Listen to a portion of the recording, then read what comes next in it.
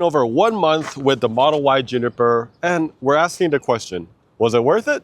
Let's find out today. So just for context, this is our 11th Tesla, am I right? Somewhere around there, 11 or 12. And we've also owned the 2020 Model Y, which was the first one that came out.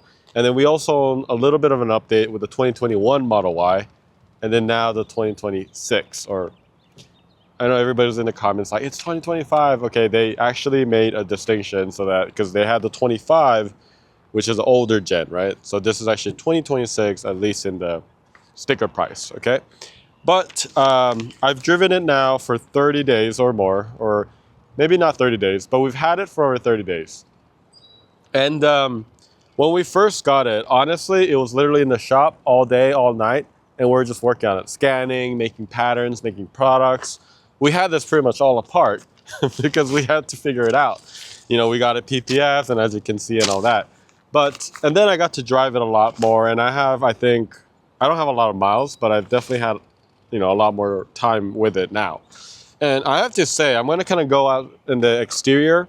I'm going to save you watching the whole video if you don't want to, but it is absolutely fantastic car. So if that was what you wanted to hear, I guess this is it for you, but we're going to go a little bit more into detail of why this is such a fantastic car with the context of we've owned a lot of Teslas. So first off, the exterior and the rear, right? Sorry, not the exterior, but the front and the rear is really the only part that's different. So on the front side perspective, I have found that is really, really cool. I wasn't sure about, for example, like this right here. This is a really nice addition. I haven't really used it other than doing that video that we did, but it is a really nice addition, so that's been really nice. It's just nice to have, right? Like, let's say you go somewhere, you know, camping or something like that. It's nice to have the cooler set up right here.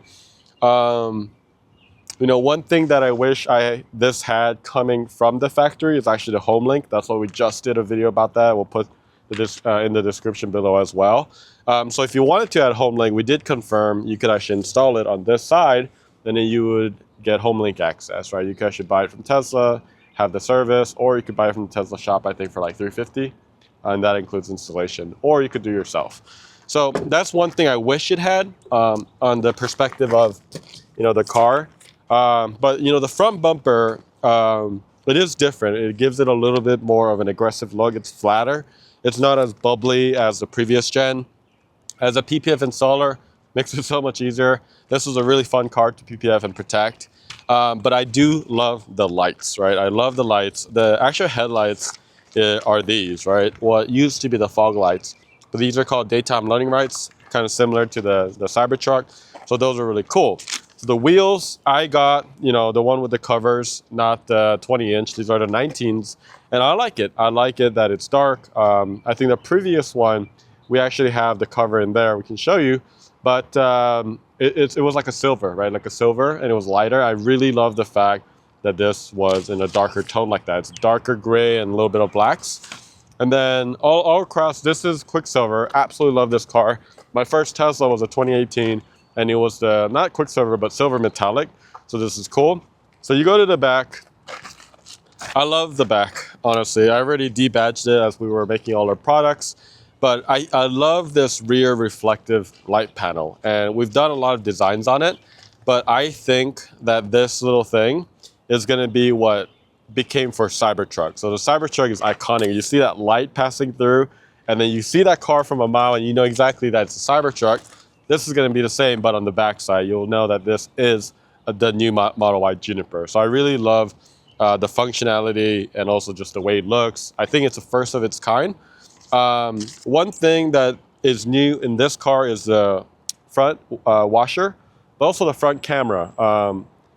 It's nice coming from a Cybertruck to this because that's what I had, but I really wish Tesla did figure out, you know, a washer for the rear camera as well. So that's something that I'm hoping that Tesla comes out with.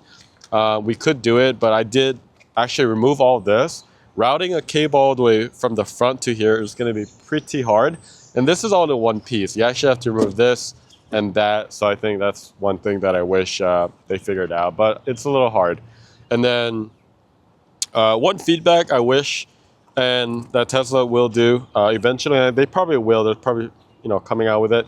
I wish it came with a bracket, to be honest, because it's typical that most cars comes with a bracket.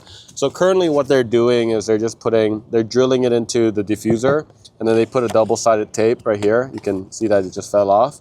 That works, but honestly, over time, this is gonna flat. So I mean, I have my expiration on 504, so I have a whole month, but just if there was a bracket, it can kind of hold it in a little bit, and I could just put those two. So that's just something, maybe we'll come out with a bracket, I'm not sure, but I feel like Tesla's gonna probably start coming out with that very soon. So I got mine one of the first, I think in the US, we were the first week that it started delivering, so that's when we got it.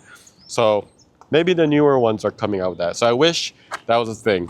So since we're inside, in the back side, one thing I absolutely love, all this stuff is essentially very, very similar, right? You got this came with the older one.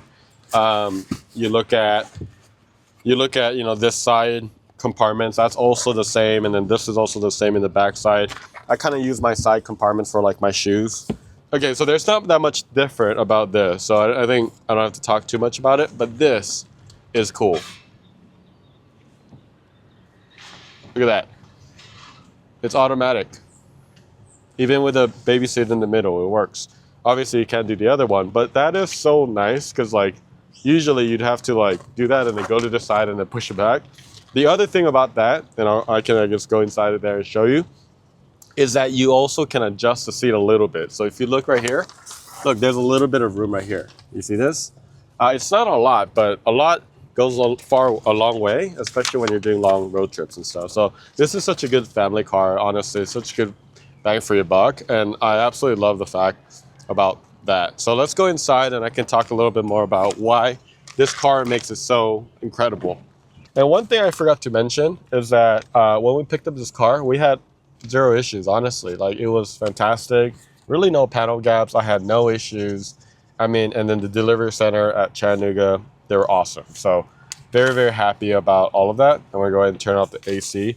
I have heard reports that the newer ones are not coming with Alcantara, so that's a little sad. But I'm sure that someone can make a product just for that. Someone, so that's us. But I love the car in general. We already wrapped it. We got Matrix Black inside. I think the biggest thing about this that I love is maybe not biggest is the road noise. We did a video. We actually put an audio recording device right here in the middle, and then we just drove the same road. I would say, what would you say, like a 20-30% reduction? It felt very much like 20-30%, but 20-30% doesn't sound like a lot, but inside when you go back and forth, it's insane, like how big of a difference it is. I think there was a review where they was like, it's too quiet. It's like, and they said, I can hear the motors now, it's like, that's how quiet it is. So they've done a really good job. And I think, I talked a little bit about the exterior, but honestly, what they did in the interior is just really, really impressive. So that's what I'm going to be talking about. So first off, what I really like about it is actually the stock. I didn't realize how much I miss the stock. It is so handy. And now when I kind of go back between the Highland or even like the Cybertruck or, the older Model Y, I miss it, or actually the older Model Y did have stock, sorry. So Cybertruck and Highland, but it is really nice. It feels nice. I think they should probably come out with it on the Model 3. And they got the feedback, right? When the Model 3 Highland didn't have the stocks, they were like, what the hell? And then I think that's what's so incredible about the company itself is that they actually learn and then they listen to the feedback and then actually make those changes. So this is a result of that.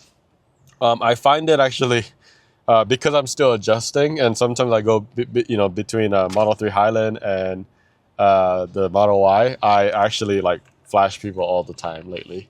I'm like driving and I go, and I'm like, oh crap, it's a stock, and so on the Model 3. So I'm hoping that if the Model 3 came out with a retrofit, I'll probably install it on that as well. So that's something that's really cool. Like I talked about the quiet drive, incredible, super quiet. Once you close the door, I think it does a really good job. I even like the sound of the door closing. I think it's quieter. It's more like deeper bass, I think, when you close it. So even that is nice. And I think the reason is they did better with the seals around that. The region braking, that's a little different, but it's really not that much different. So coming from another Tesla, you won't really feel that much. But you do have that new tech that Lars kind of talked about as far as utilizing, even when you're braking, it's still going to be using some of the region, right? You do get some of the Highland Center console upgrades. What I mean by that is it's actually slightly different. There's a couple accessories that actually don't fit. That's your Gatorade's there. But I mean, it's a nice upgrade. I think it's a little cleaner. You can wrap it just like the older ones. This is wrapped in matrix black, and then you get a compartment there and so on. So that's kind of cool as well. The interior dash and all that is a nice little upgrade. So I'm coming from a Highland and a Cybertruck, so I was already used to the RGB.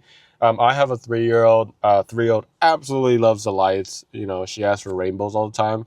So if you don't know what that is, you could actually press autopilot, and you could do rainbow mode, and then all the lights go like crazy rainbow. So that is, if you have kids, there's a tip for you there. The cooling seats is really cool as well. That's a big add-on. I mean, if you already have a Highland, that's not a big add-on, but I think I'm talking in the context of coming from the older Model Y, right? When I say older, it's like the 2020 to 2025, right? So that's really cool. I do like the seats moving back. Like when you actually do the electronic thing, I did that earlier. The seats actually kind of go in and out as well. So that's really cool. But seats feel good to me. Truthfully speaking, my wife said that the seats don't feel as comfortable. She said this part of it pushes it back, forward her a little bit more. But, I think it's more of a preference as well, but I don't feel like I had any issues. But, one thing that I had some issues with is when you actually have the profile set from an older Model Y, I had a 21, right, to this one, it doesn't translate. I don't know if it's an issue, but legit, like I would be getting into this Model Y from the other Model Y, and then my seat would start going all the way front, and then I would be like cramped, and then I have to like resave it. And then when I do it on the other Y, it will actually go all the way back. So I don't know, maybe this is like a calibration issue between like I guess like the measurements between the two vehicles or something. But I did notice that it was kind of weird because I would be like, we would be doing videos and I go in and I'd be completely squeezed when it's like when I close the door or something. But I mean, I think all the other stuff, these are very, very small things, but also things like I'm not used to having a bio mode. But if you go here, you get bioweapon mode, which I love. I know the newer ones come with it, but I had a 21, it didn't have that. So I mean, and also the Cybertruck that we had, like that one also had it, but it's really nice to have that, honestly, especially like we had a fire recently, like a I don't know, like a city in North Carolina, and the air index was like really bad, and we were able to use weapon mode, right, and then you could kind of filter all the particles out, and I absolutely love this weather thing, because if you notice, you can actually get the AQI right here. So in the morning, it can tell you like if it's super bad, and then you could just turn on the bioweapon mode, and then you could breathe some healthy air. So yeah, overall, very, very happy with the purchase. I think it's going to sell very well for Tesla. I think a lot of people are going to be very, very happy with this car. If you got like a 24 and 25, is it worth the upgrade? I don't know if it's worth the upgrade right away, but I think if you're coming from like even like a 20, like 2020 all the way to like 3, that might be worth an upgrade. 24 and 25 is just too soon, right? You just got that car. I mean, the Model Y previous gen is still such an amazing car, so it's not a bad car. This is just a lot better in certain smaller things. So I really like it. Of course, there's a rear screen as well. That's not necessarily new. The Model 3 Highland has that. It is nice, especially for road trips if you're a parent. I know we're not supposed to let them watch a lot of stuff, but man, I'm going to admit that sometimes we put on a little YouTube or Netflix on it. So But yeah, absolutely thrilled with the 26 Juniper. That's just my honest opinion. You know, I don't have a whole lot of bad things to say about it, honestly, other than, you know, the license plate, I feel like there should be a bracket. The kind of the weird bug about the seat thing. But I think there's a lot more positives than negatives in this car. So I think Tesla did a fantastic job. And what they did internally, it's like what they did on the Highland, where they took the older 2018 right here, and then they did so many things internally that made it what was already a really good car into an amazing car. And that's what they did on this Model Y. They've kind of then learned what they didn't do right on the 2018 Model 3, or 17, sorry, all the way to 21, I think.